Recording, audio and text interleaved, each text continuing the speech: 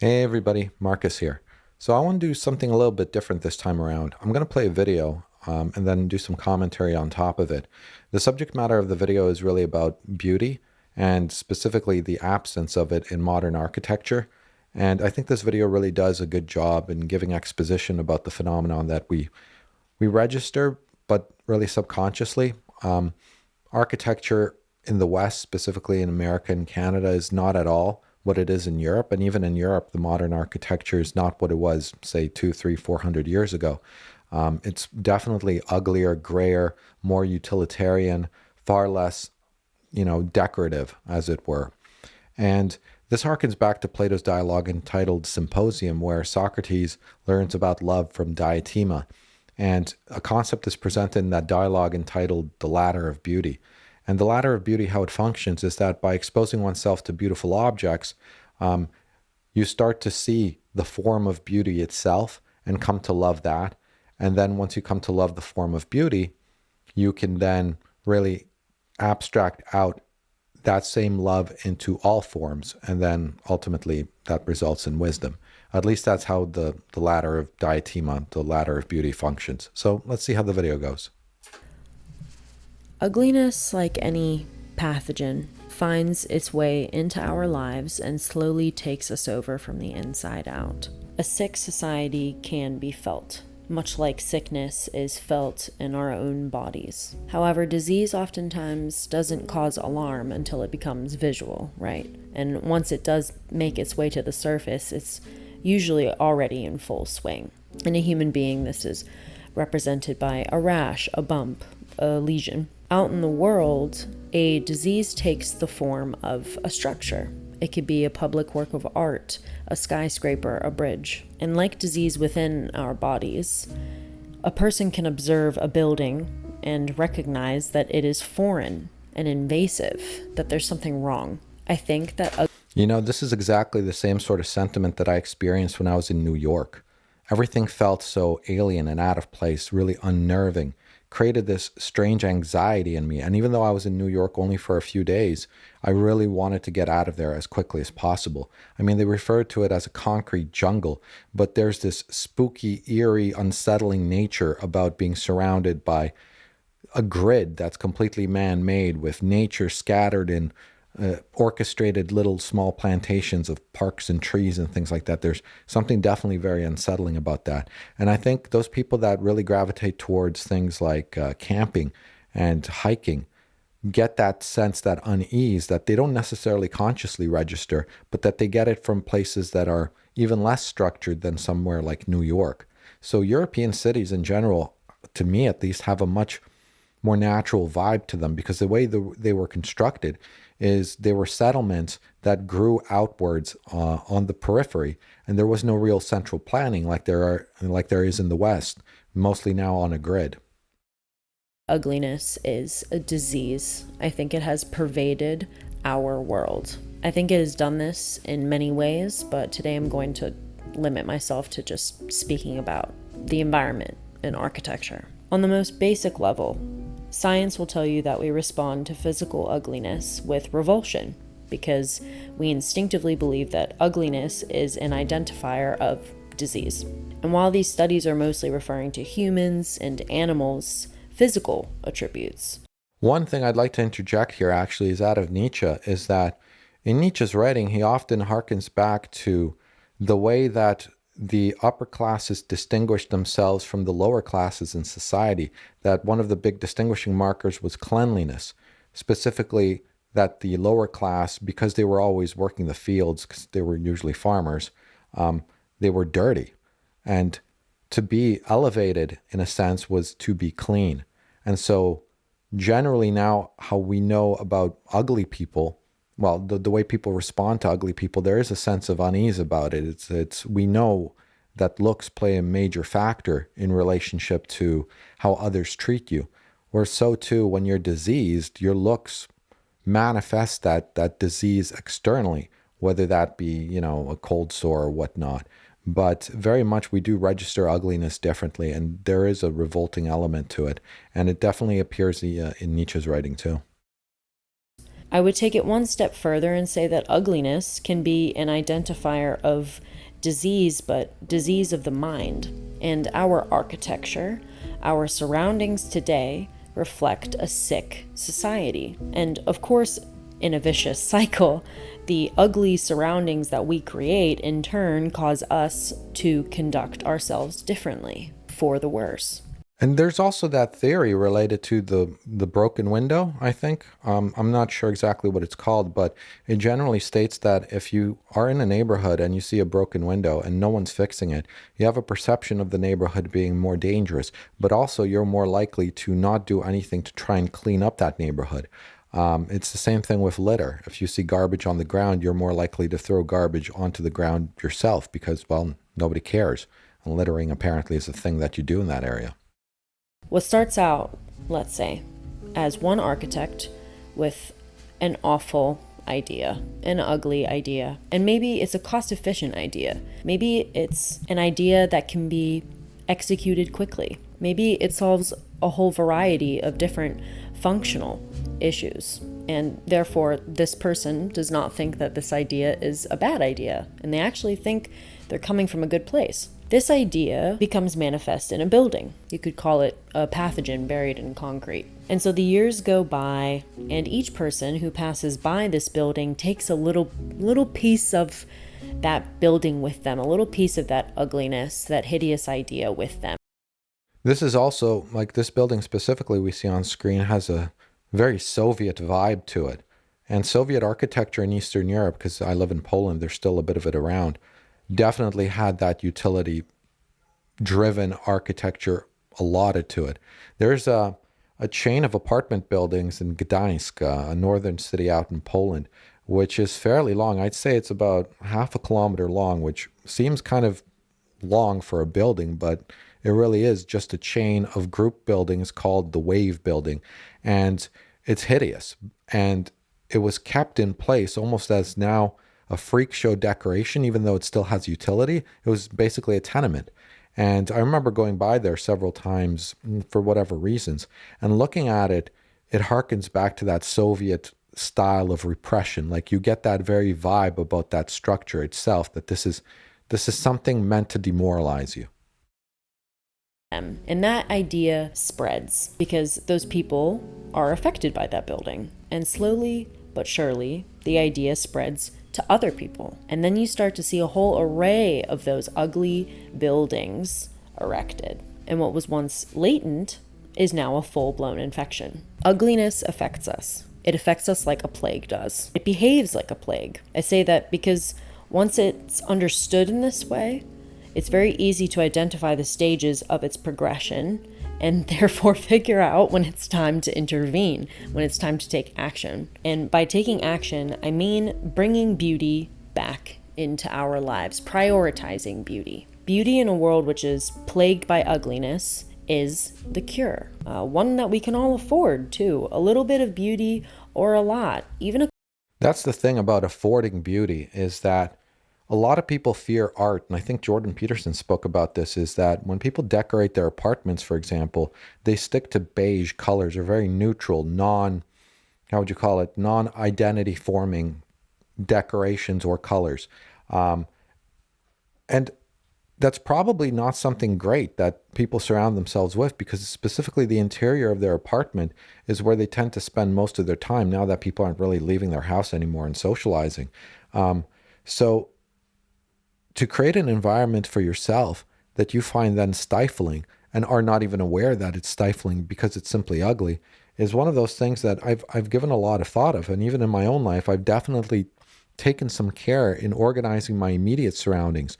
And also with Jordan Peterson's commentary, the notion of cleaning your room really buys into this notion of beauty being a necessary prerequisite for some form of cleanliness psychologically. That if you clean your room, you feel like there's more order around you, so you're more likely to create that order outside of your room itself.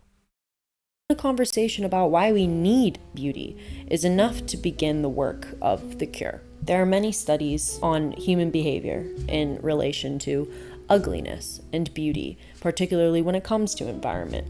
You have Roger Ulrich's 1984 study, where patients recovering from surgery recover more quickly when they're placed in front of a window with a scenic natural view. There's Maslow's study in 1956, where the ugliness or beauty of a room changes the way that a subject perceives energy and well-being. Yeah, like I was saying, the aesthetic of the room. And I think the Asian practice of feng shui really taps into this notion as well, is that you can actually organize the energy within the room itself.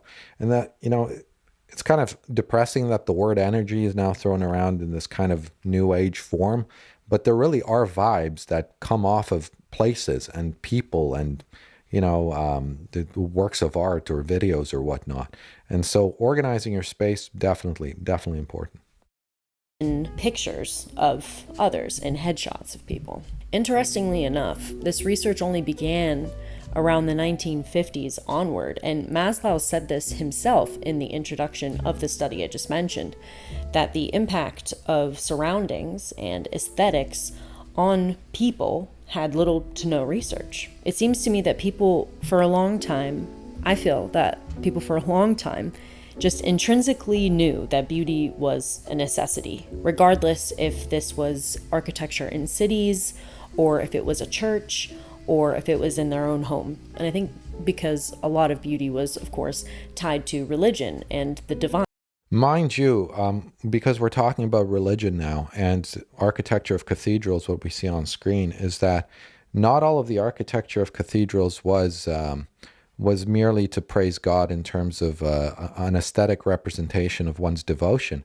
There were messages inscribed in some of the architecture, and there's Masonic symbolism, because the Freemasons were commissioned generally to build the cathedrals of Europe. I mean, they were eventually fired and persecuted at one point by the church, but prior to that, they would build in certain architectural quirks into the cathedrals themselves. That's why you see a lot of the European cathedrals have a similar kind of vibe to them. And one of those themes is the triptych, which means that if you were to see the front of a cathedral, what you tend to witness is a larger center door and two smaller kind of center doors that are at the base of two towers that extend upwards. And even in what we see on screen here, we see that there's these two towers on the front of the building, and each of those towers represented an aspect of Masonic belief. Specifically, the left one, I don't remember its name, but the left one related to the moon, the right one to the sun. The moon represented femininity, the right one represented masculinity, and the Masonic message was that the unity, which happened at the center large door and over it, specifically in a rose window, represented the union of the masculine and the feminine element, or more specifically, a unity of opposites. So in terms of architecture, there was definitely knowledge built into it as well. So yeah. And something higher. Beauty has also been a very clever and very useful political tool. But we live in a very different world now, don't we? Our cities are larger, religious ties are weakening. Even politically, I think that people are confused and they seem to feel aimless. And of course, industry takes precedence over most things. It seems that we had forgotten for a brief moment that beauty was necessary to our general well-being, as if it was kind of hidden behind functionality and instant gratification. And I seriously don't find it any coincidence that it was only a few decades after the Bauhaus's modernism revolutionized our architecture and how our goods are made that the need and desire for that type of research became unavoidable. I would say that this style, the Bauhaus style, was replaced with IKEA, which is basically the cheaper, crappier version of that exact same style. It was needed. People were upset and sad and depressed by their surroundings, and they weren't quite sure why or what that connection was. With a society that was bereft of their connection to well-made and well-designed things, we start to see an alarming rise in mental dissonance. And while, yes, there are other factors that are the cause of that, having disorder around you all the time, or boring buildings, ugly environments certainly contribute to a mental illness, mental dissonance. The Bauhaus and modernism in post-war Europe changed the game, possibly irreversibly. This is a modernism which sought to make living, goods, interior design, architecture more affordable. They used new materials, which made it easier to mass produce, mass manufacture things, so that the average person could rebuild their life and it would change their outlook on life. But unfortunately, it is that sentiment that went so wrong. And I think we can all agree on this, that even though the modernists had good intentions, they didn't age well. And Yeah, the modernists never really had good intentions per se. Modernity, and I made a video on this a long time ago, was really a response to the nominalist revolution of the 13th century that happened amongst the scholastic philosophers in Europe, amongst the clergy. And modernity in general was a response to answering the ontic priority, the problem of ontic priority that appeared later down once universals were rejected. And architecture itself, I guess, succumbed to it as well, a rejection of the old symbolism, of the old ways of thinking that was somewhat based in the Aristotelian set of thought, and also that the Masons were no longer really involved in the construction of the cathedrals specifically, and usually it was buildings produced by the church and the government that had that aesthetic quality to it. But yeah, modernism, maybe in the aesthetics, it means something a little bit different from the philosophical aspect of it. But modernism was really a panicked response to the collapse of Aristotelian metaphysics, specifically the rejection of universals. designs are to blame for a lot of the problems that we face today. We are approaching a very dark, very ugly world due to their empathy. It isn't to say that modern design is not good design at some point. It definitely is. However, a lot of it can be quite minimalist and elegant, and that is often misunderstood and abused by the masses whenever it's mass produced. And eventually it's effaced by laziness and selection of more widely appealing design, which favors less creative solutions and less tedious solutions to problems. Now, when I say less creative, when I say the word disease, what building comes to mind? When you walk down the street, which building pisses you off more rationally maybe than others? What does it look like? What is it called? That's something that I think maybe a lot of people don't know. They don't know what the name of that style is. And there are a few names for it, but one that's quite popular is developer chic. We're talking about... Yeah, and that exact picture that was just shown of that apartment complex is exactly what modern Polish buildings are being constructed to look like. It is literally a spitting image of the place that I used to live in. Those housing complexes that seem to have popped up all over, And these buildings look identical to pretty much every construction project that existed in Ireland, in Dublin specifically, since the 2000s or so.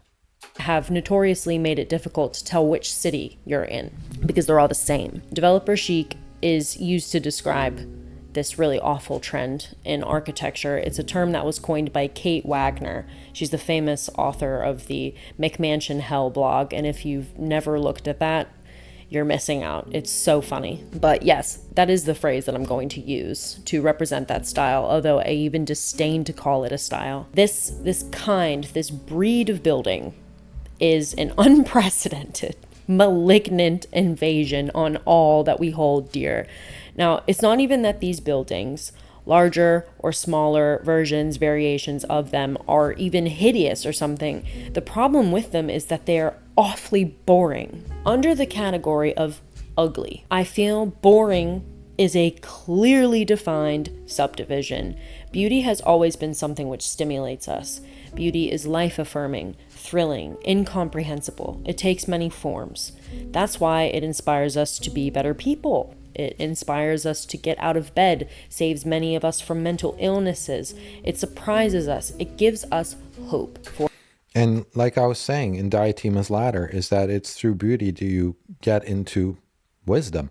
And what she's saying is absolutely true, is that you react to beauty. There's a phenomenon with Japanese tourists, and the Japanese have an obsession with Paris for some reason.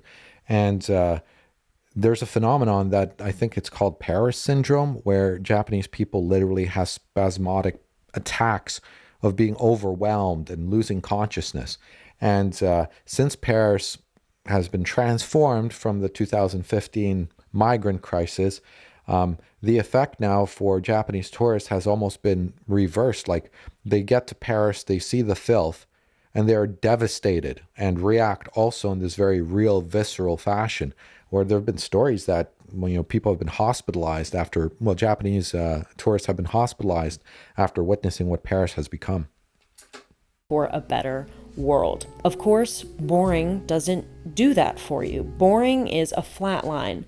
Monotony, predictability, loss of interest, loss of hope. It is for this reason that I believe that boring surroundings within the category of ugly cause us great harm. Boring is a strain of dangerous disease. Boring is often called harmless, so it's left unchecked, like many diseases.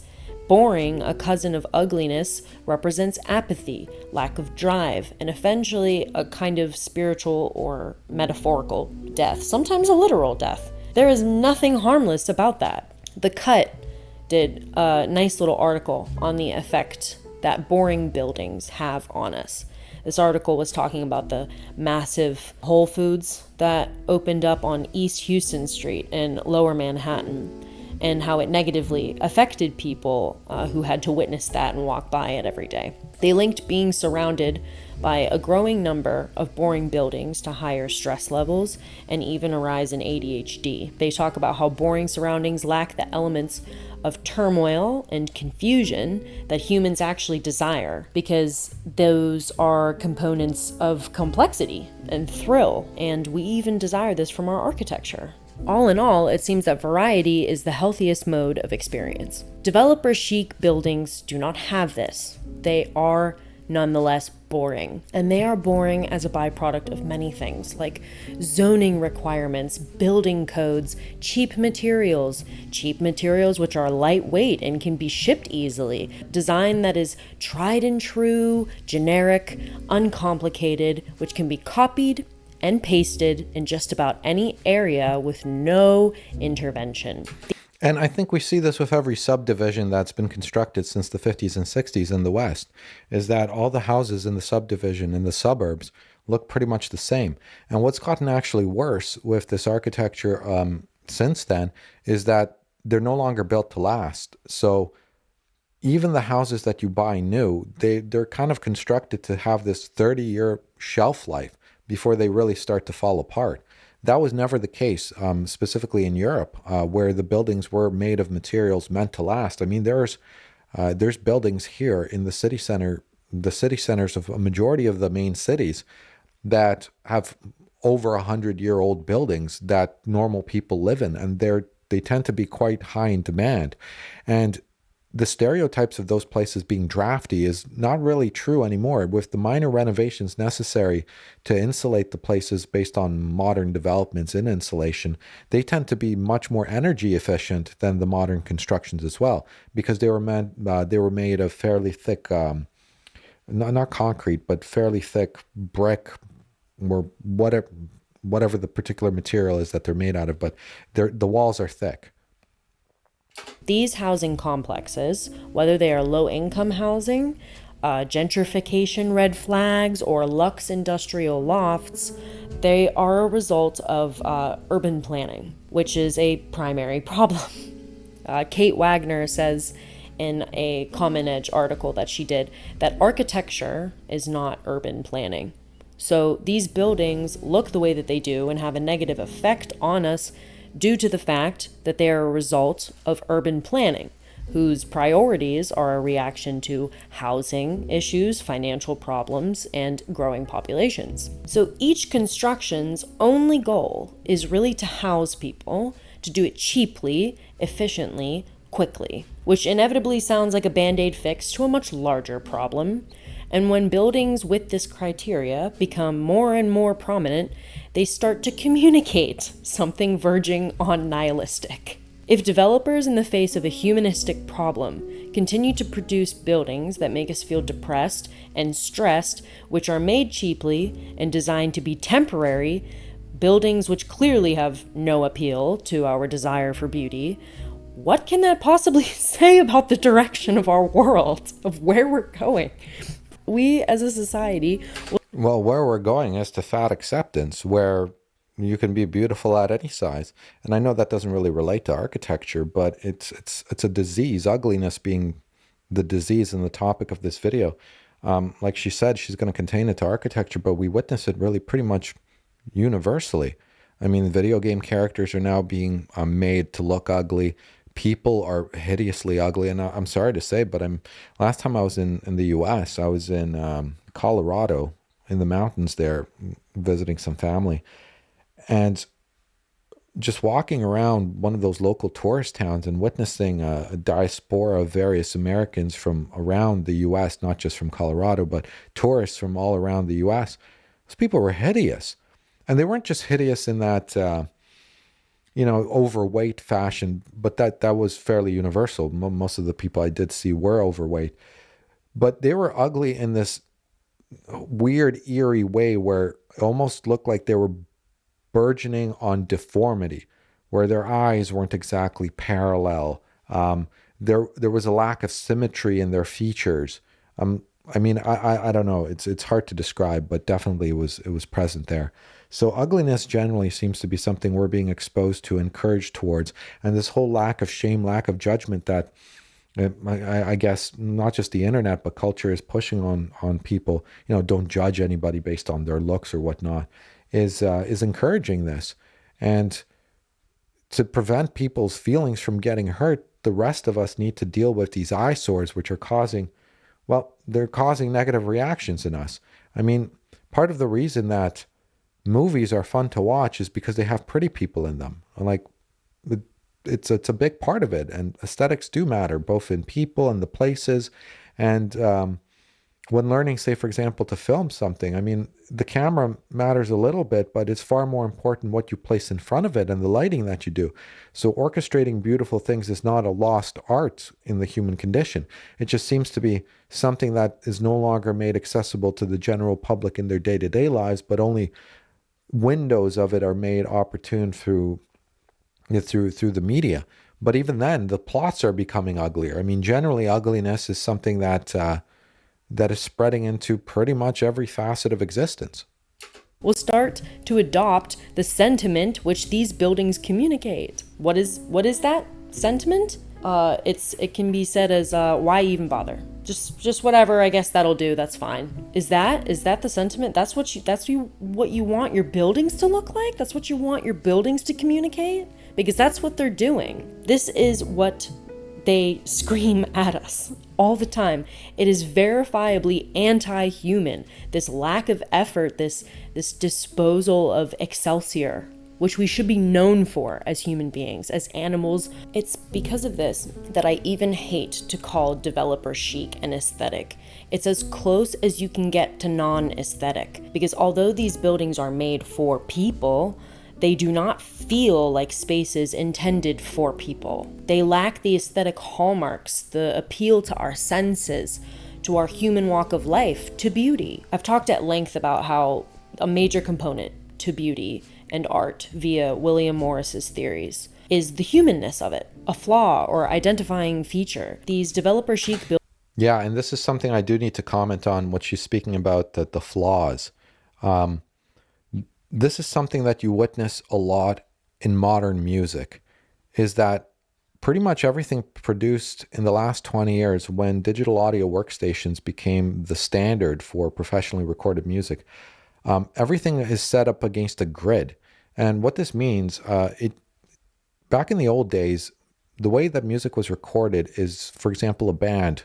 The band was recorded as a whole, or an orchestra was recorded as a whole. So whatever human mistake or humanness appeared inside the performance was what was captured in the recording. So the performances were never flawless. There were little mistakes by some of the musicians that that either pertain to timing or pitch. As well, with an orchestra, it's undoubtedly that somebody was making a mistake somewhere. You would hear noises in relationship to people moving around. So the noise of moving your feet, for example, on the ground, or something to do with the microphone where maybe you spoke too close to it, a sibilant sound. It didn't really matter. Imperfections were naturally captured in the recordings. But with the DAW, what you can do is now lay everything against a grid and then edit down each individual track of, say, a drum kit so that it perfectly aligns in time, which creates this machine phenomenon. And that lack of imperfection is what a lot of people in the music space actually do complain about, is that everything sounds kind of the same because there's no humanity in it.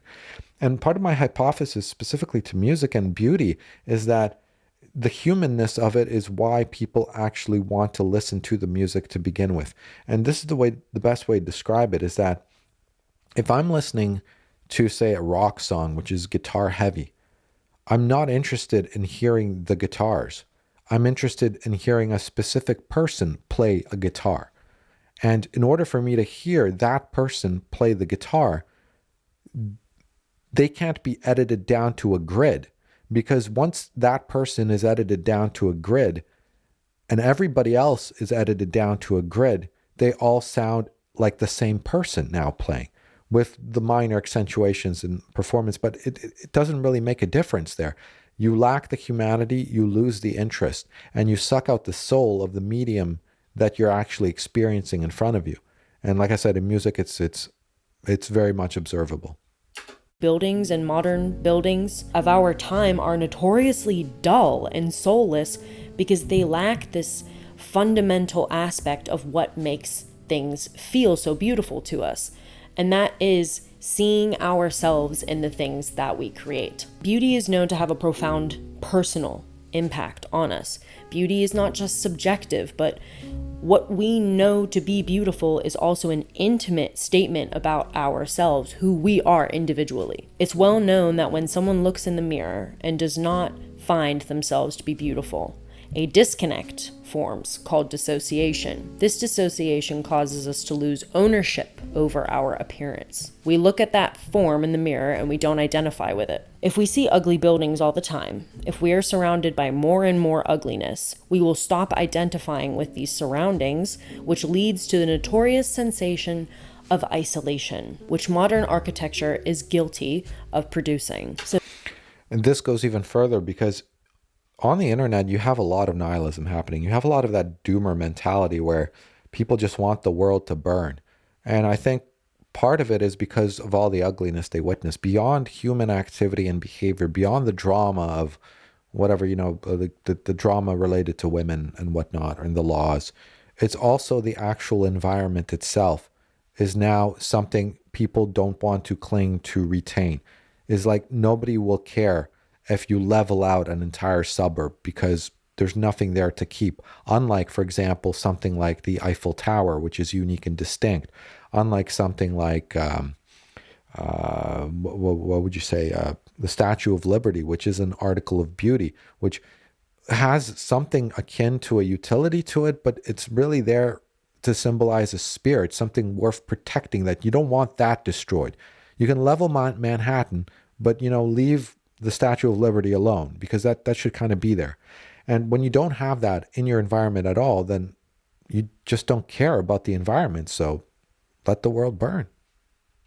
So today, many of us look around and we do not see ourselves anywhere. We feel adrift, looking for a place to call home in places which are designated as housing, places that are supposed to be designed for us to feel at home. But why does that happen? These buildings are so obviously not built based on our desires, on our need for beauty and variety and thrill. So why do they look this way? Why do they look so ugly? Why do we feel so alienated and sad? The possible reason is because those who built them do not in fact consider us in them at all. Back in 2011, there was a wonderful article called "The Architect Has No Clothes," where Michael Mahaffey and Nikos Salingaros identified this insidious problem with architects. It's a complex and systematic phenomenon called architectural myopia. Salingaros is quoted in an article as saying, "Michael and I coined this term to describe the curious and alarming phenomenon whereby someone who has gone through architecture school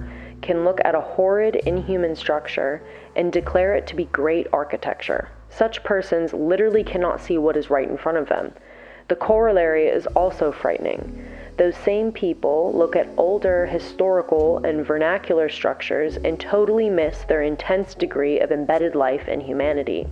To such people, old means useless, shameful, and is marked for elimination. Architectural education ever since the Bauhaus, and continuing to the present day without interruption, teaches students to interpret built forms according to very peculiar abstract criteria, and not through their own biologically evolved senses and cognitive intelligence. This is radical training and sensory denial, desensitizing people so that their interpretation of the world can be defined by others with an agenda. But because of this architectural myopia, a large group of people happily accepts the conditioning and doesn't realize what's going on, and they don't understand why others disagree drastically with them."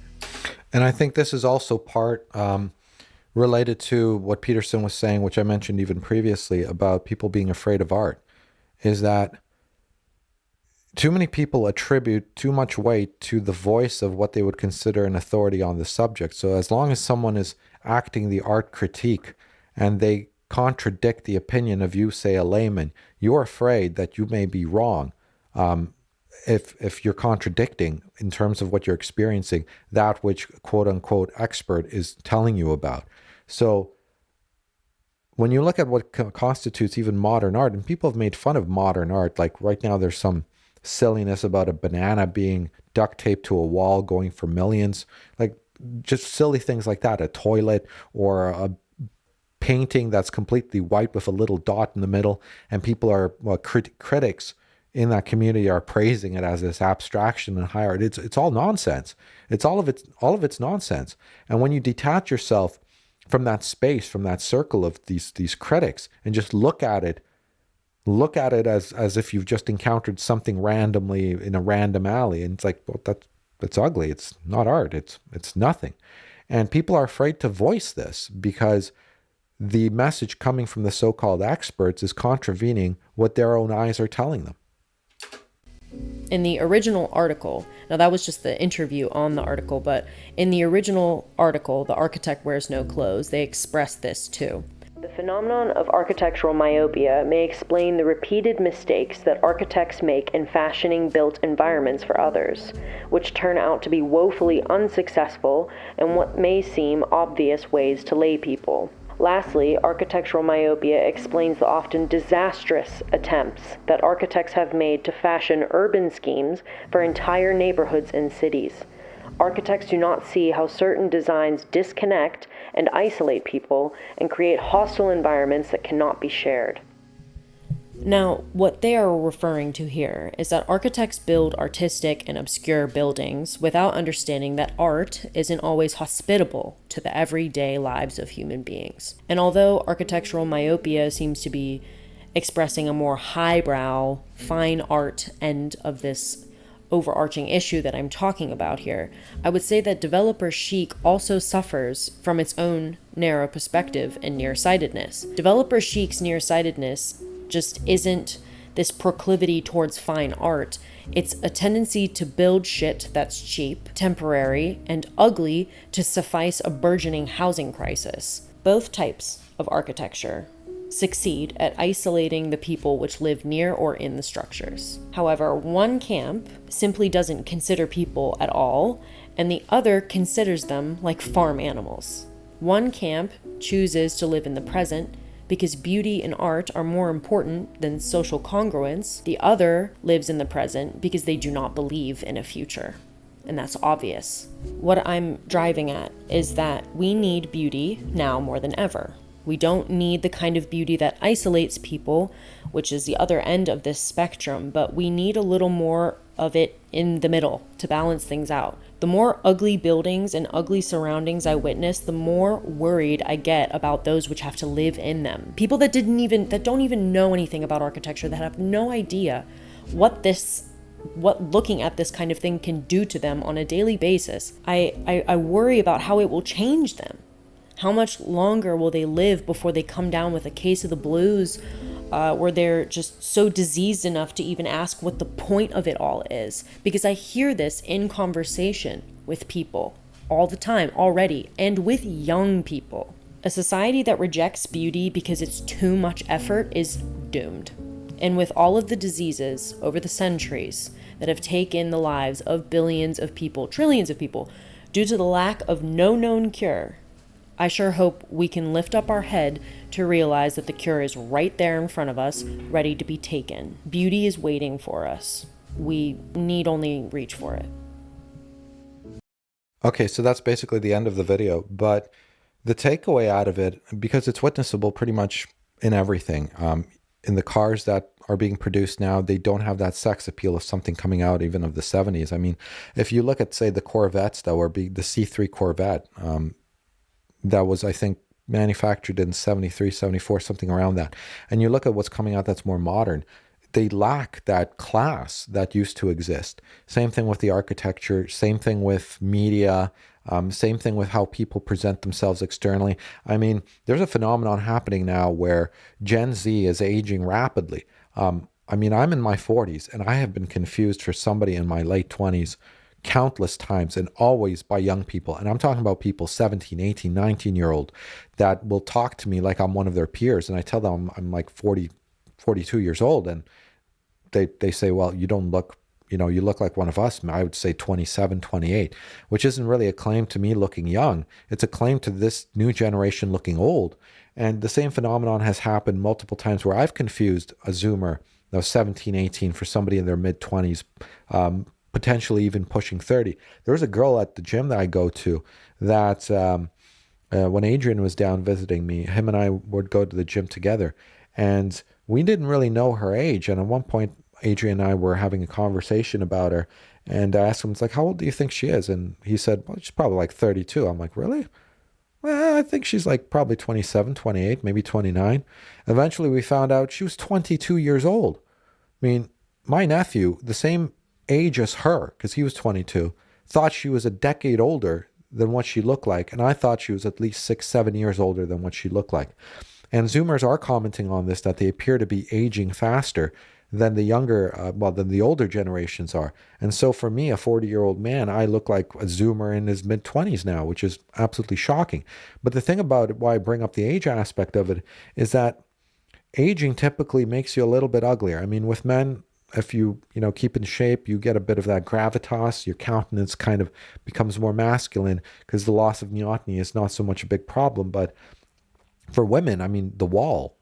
And so for a woman to hit the wall in our perception at age 22, and you imagine now being surrounded by 21, 22-year-olds that look like they're past the wall. I mean, that's shocking. So yes, people are getting uglier beyond just the weight. I think it's the diet, it's the air, it's the water we're drinking. The cars are uglier. I mean, Tesla's products are hideous. Whatever that van or truck that he put out recently looked like some sort of bastardized version of a Coca-Cola can. It was absolutely hideous. So the cars are getting hideous. Architecture is getting hideous. Just generally, we're in a very ugly world. And if Diotema's ladder is at all in any way true, which this woman is suggesting there's truth in it, I'm suggesting there's truth in it, so did Plato suggest there was truth in it. We are in existence in an environment that is naturally discouraging philosophical and spiritual growth. Thanks for listening. Go team.